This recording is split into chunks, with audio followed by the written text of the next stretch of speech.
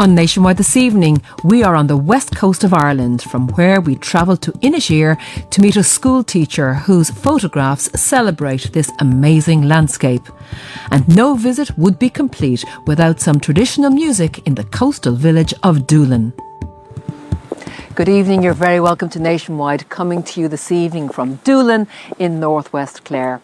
Well, tonight and all next week on Nationwide, we'll be giving away an amazing €10,000 in cash to one lucky viewer, and we'll be giving you the details later in the programme.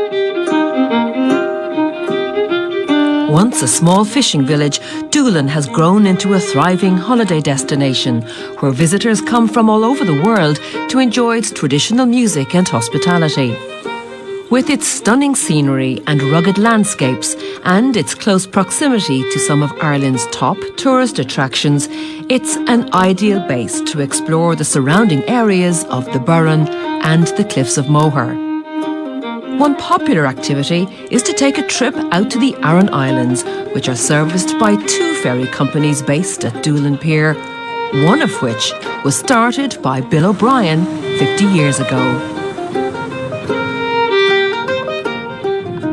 When I started the ferry service first, and this was my office, Doll and Gus O'Connor's, and they would take the names of the people who wanted to go on the ferry. I'd come into the pub and she said, there's 2 down there, there's 3 up here, and I'd gather them up, and I had an old Morris Oxford car at the time, and I'd put them in the car, bring them to the harbour, come back up, bring 6 more, so when I had 12, I'd head out. Local tourism was transformed 5 years ago with the building of a new pier. This allowed larger vessels greater access to cater for the increasing number of tourists. A far cry from the early days when passengers had to be transported to the ferry by currach. 5 years ago, we were probably only bringing 40,000 people to the island from this pier. Now we're probably bringing 150,000. This has a huge knock-on effect for the whole area, for hotels, B&Bs, employment. It's a great asset to the area, and it has made our lives a lot easier. So we don't have to be telling people, look, we can't bring you until the tide comes in anymore. We can bring you anytime you want. Both of the ferry operators in Doolin transport passengers to all 3 of the Aran Islands during the busy tourist season. And with many holidaymakers remaining in Ireland this year, Doolin proved a popular choice with families who, despite the weather, were happy to enjoy a staycation. Off to Inisheer in the next few minutes. So. Is this a first for all your family? For these guys, yes. Annette and We're Denise. 2 sisters. We were here when we were 6 and 8, I'd say. Yeah. On the island. So we're going back now to... Nostalgia. I suppose we've been out in Inisheer twice over the last 5 years, you know. We try and go out there every 2 years. Last time we were out there, the kids were small. They're a little bit bigger now. Bring the hurleys and try and wear them out so they'll sleep tonight. That's the plan.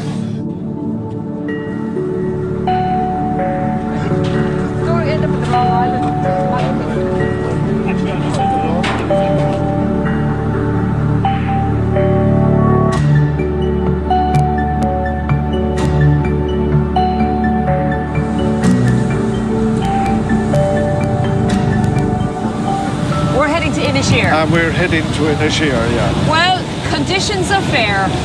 Yeah, it's amazing today. It's really, we're very fortunate to have such a nice day.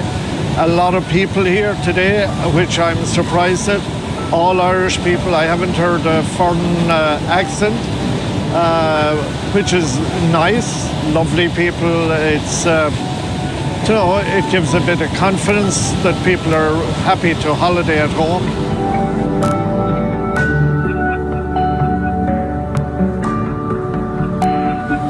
We're heading for the north side of the island where the harbour is. You can see the lighthouse from here. You can see the Ferrying village. There are 5 villages on the island. You have the Castle village, the Chapel village, West village, and the Ferrying village. But when you were starting out in this business 50 years ago, Bill, how long would it have taken this journey? Well, 50 years ago, the journey would have taken maybe an hour and a half. But you know what, looking around, the experience is timeless, isn't it? Yeah. For people to take in the sea, the ocean, and that amazing view of Inisheer ahead of us there. Travelling out here today, feeling the wind in your face and the smell of the sea air, it stirs the same feeling as it did the first time I came out here. The islanders at that time, with their pampooties, their tweed trousers, their krisses and their peak caps. For me, it was like visiting a new country.